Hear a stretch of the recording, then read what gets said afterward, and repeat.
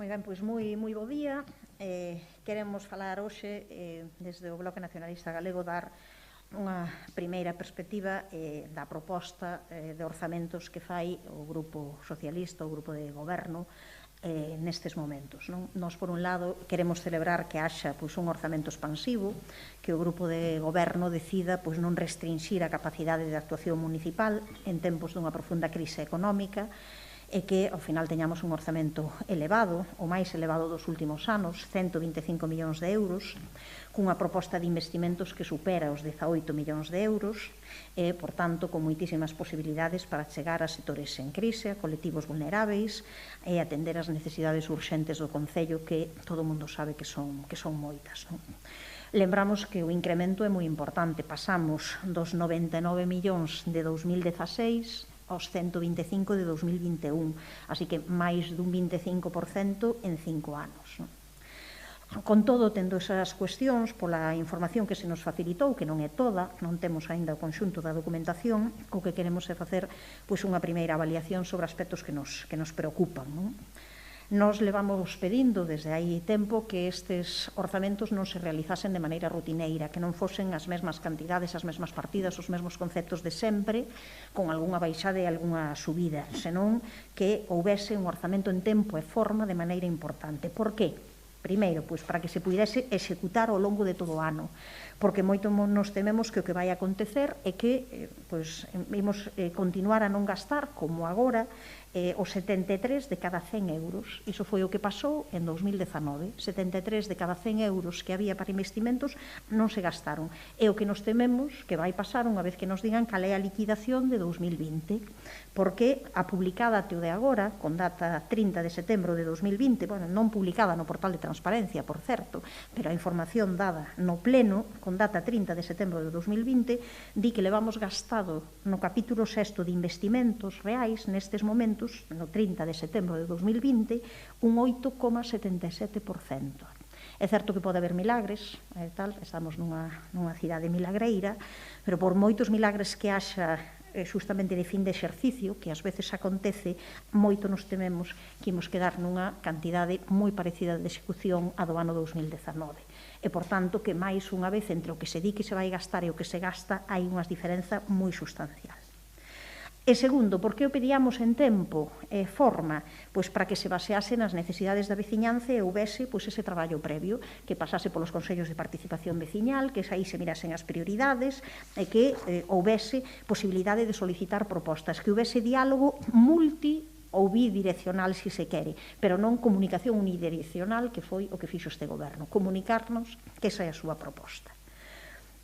Ben, a nós o que nos parece máis relevante é que nun orzamento expansivo como este, insisto, 125 millóns de euros, 18 millóns de euros de proposta para investimentos, que é moi importante, o mínimo a que nos podemos comprometer para o ano 2021, o mínimo que era lógico que se comprometese este goberno, era a dedicar 7,5 millóns de euros a novas axudas para o comercio, para o turismo, para a hostalaría e para a cultura. O triplo do que está publicitando o alcalde, non? Estes 7,5 millóns de euros gardan unha porcentaxe moi similar a utilizada nos remanentes de 2019. Quero lembrar que daquela, de 8 millóns, decidiron dedicarse 3,5 millóns a estas axudas, algo máis do 40%. Así que, só contando os 18 millóns que hai para investimentos, a porcentaxe dese 40%, algo máis do 40%, daría 7,5 millóns de euros.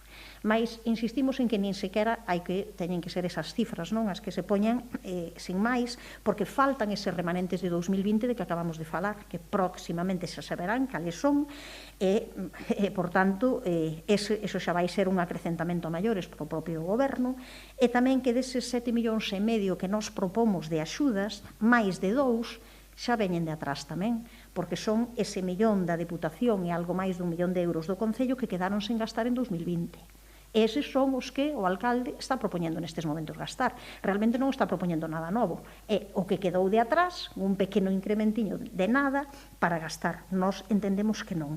Que ten que haber un compromiso de que sexan 5 millóns de euros novos entre orzamentos e remanentes. É certo, entre esta proposta orzamentaria de 2021 e os remanentes de 2020, que a estas alturas xa prácticamente os temos que saber, tendo en conta cando se vai aprobar o orzamento, estamos en momentos de sabelo.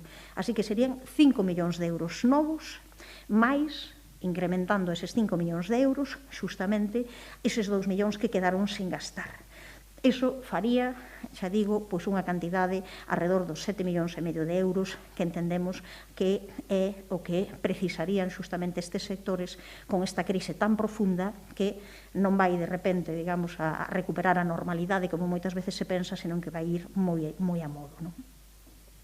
Para alén desta cuestión, que para nós é a principal, hai unha serie de temas que o Bloque Nacionalista Galego xa trasladou para se incluíren nos orzamentos xa de 2020 e algúns deles xa de anos anteriores e que non aparecen reflectidas. É certo que algunhas infraestructuras e obras poden agardar algo, pero ben merecen que polo menos haxa un compromiso e un estudo para a captación de recursos, non? Por exemplo, o que sempre falamos da construción dun aparcadoiro no Campus Sur, a realización dun proxecto de aparcadoiro soterrado en Belvís ou a realización, polo menos, do proxecto inicial para instalar unha planta de compostaxe a nivel comarcal que podía supor 150 postos de traballo. Outras cuestións para nós son imprescindíveis, e máis aínda en momentos de crise, imprescindível que exista un servizo de control e seguimento dos contratos externalizados. Se unha parte importante do orzamento vai xustamente na posibilidade de facer os grandes contratos, pois que menos que haxa ese servizo de control, de seguimento de contratos externalizados que sempre se di que se vai poñer en marcha e nunca se fai. Ou que se faga realidade esa iniciativa do BNG, que se aprobou por unanimidade no Pleno, de apoio ás familias en situación de monoparentalidade, un dos colectivos máis vulneráveis que precisa máis recursos. Mais sempre nos encontramos aquí coa negativa do PSOE a abordar mudanzas na fiscalidade. Nós entendemos que ten que haber unha política redistributiva onde paguen as eléctricas por uso de dominio público, algo tamén aprobado por unanimidade no Pleno e sen facer efectivo. Entón, temos varios problemas, ademais, de cuestións que son compromisos do conxunto de forzas da corporación que este goberno non está executando. Por exemplo, o cumprimento dos compromisos co rural, en dotacións de saneamento e abastecemento, algo que, en principio, non está previsto para o orzamento de 2021. Así que vai acontecer? Pois que pasará todo este mandato do Partido Socialista e que non se vai cumprir, non? Tamén entendemos que hai algúns plans, proxectos de mellora de accesibilidade, de melloras de algúns barrios que deberían de estar en riba da mesa, o plan de mellora e accesibilidade do barrio da Estila, a poucos metros do centro de Santiago, ou o plan de mellora do barrio das Fontiñas, ou o parque cuberto no Castiñeiriño e nas Fontiñas, que era un compromiso xa de hai anos, non?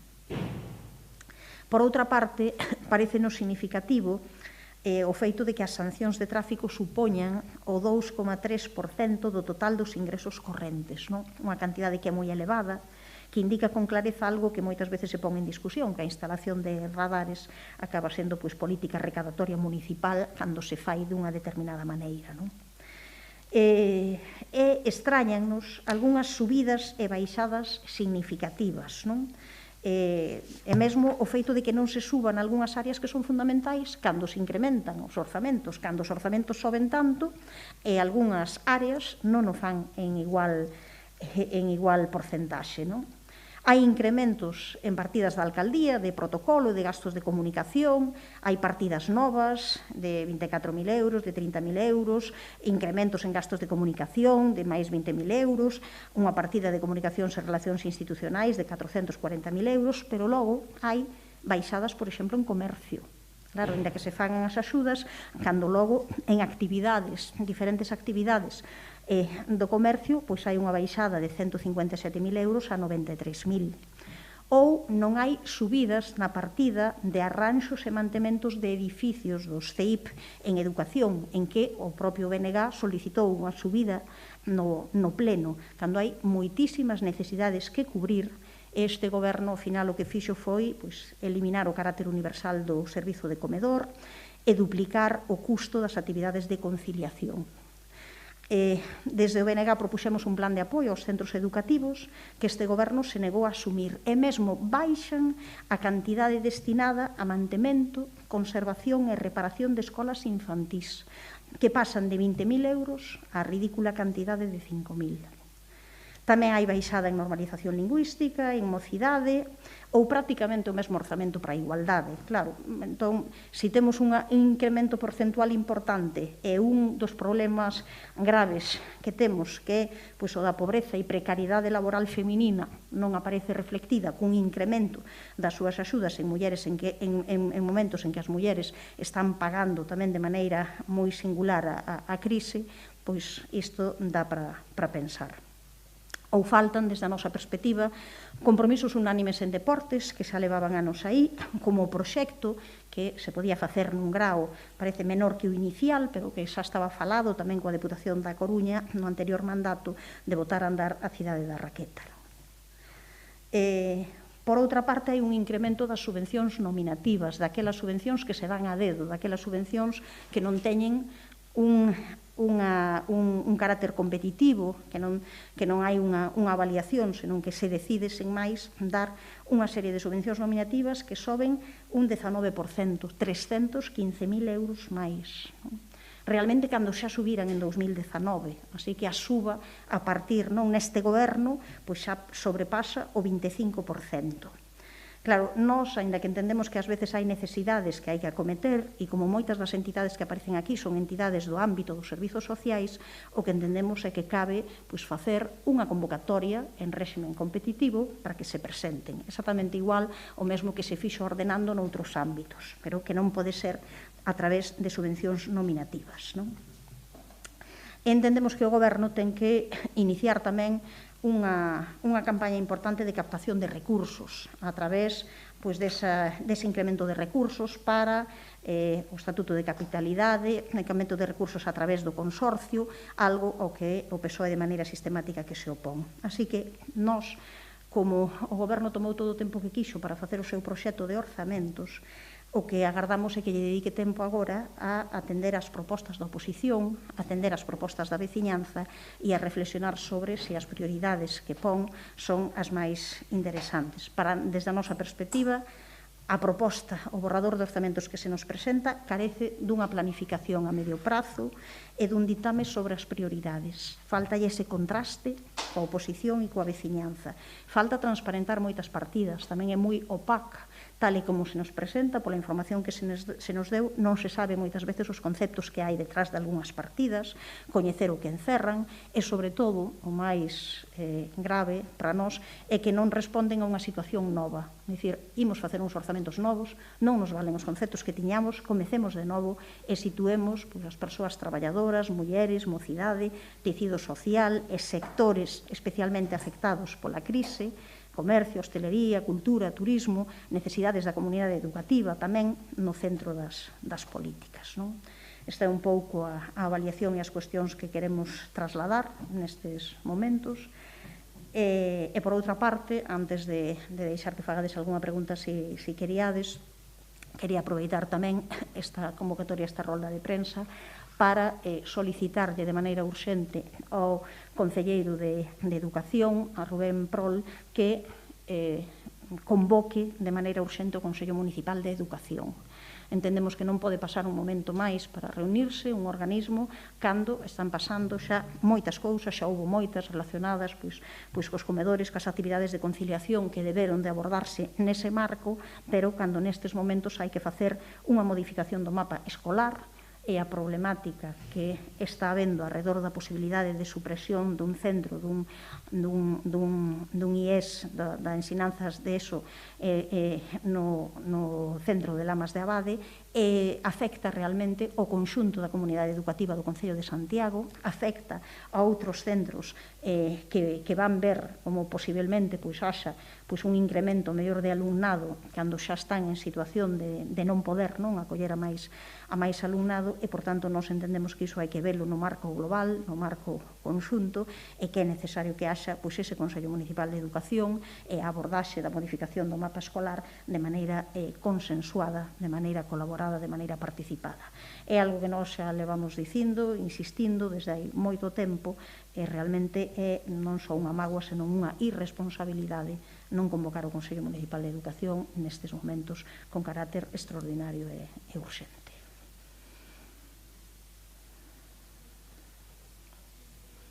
Si hai tedes alguma pregunta? Sí, vamos a ver, cal vai ser entón o seguinte paso que vai a dar o BNG? Presentaredes algunha emenda? É probable, bueno, que se presentades algunha emenda o grupo de goberno, bueno, intente un pouco dicir que debería de ser máis colaborativos, que son momentos de aprobar presupostos, xa máis ou menos deixou caer o alcalde en algunha ocasión, un pouco cal vai ser o paso a paso, verdad? A ver, o grupo de goberno non realizou ningunha negociación nestes momentos. Nós tamén o queremos deixar claro. O único que se nos fai é a transmisión parcial de documentación sobre os orzamentos cando xa dan como un orzamento pechado. Nin nos pediu que nos fixésemos propostas, nin houve ningún chamamento a ninguna negociación, nin absolutamente nada.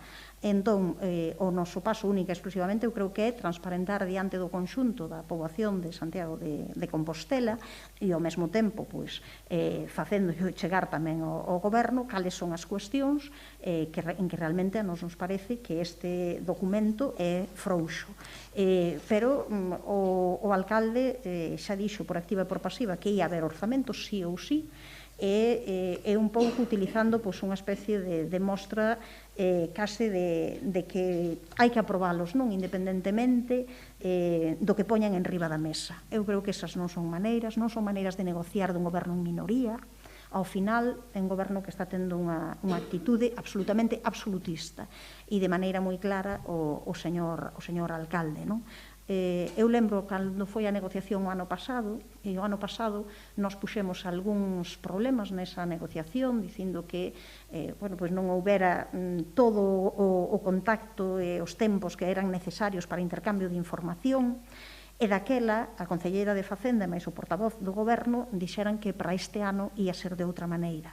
Pois para este ano tal foi de outra maneira que non houve ninguna soa reunión para negociar, escoitar, nin ter en conta as cuestións que tiñamos que poñer. Só unha reunión para trasladarnos cal é a súa proposta. Punto.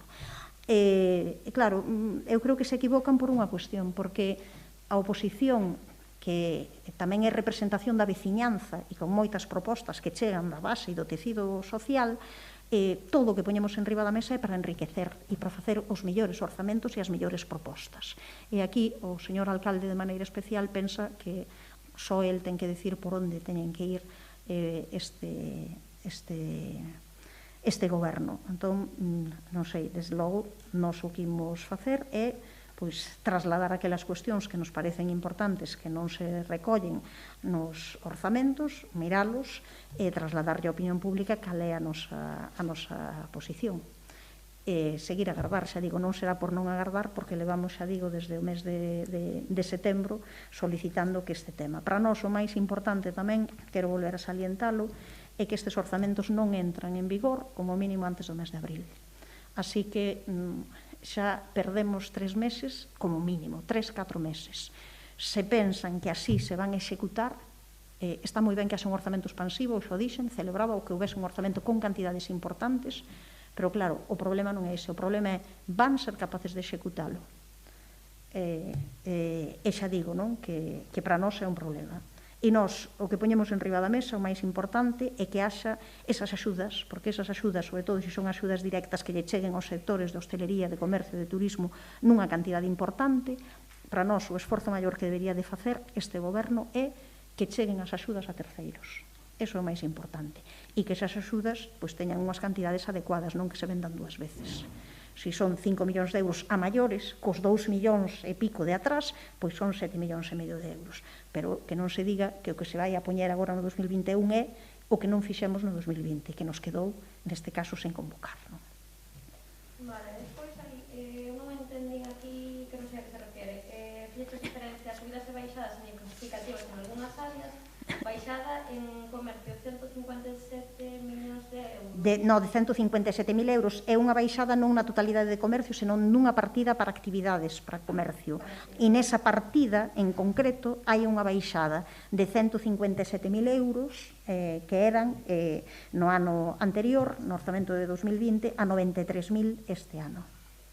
Baixas en comercio, en normalización lingüística, en mocidade, ou en algúns casos, xa digo, que haxa o mesmo orzamento en igualdade prácticamente que o anterior, pois significa realmente que non sobe, porque cando está subindo o orzamento un 25% e a partida de igualdade non sobe, pois algo pasa, non?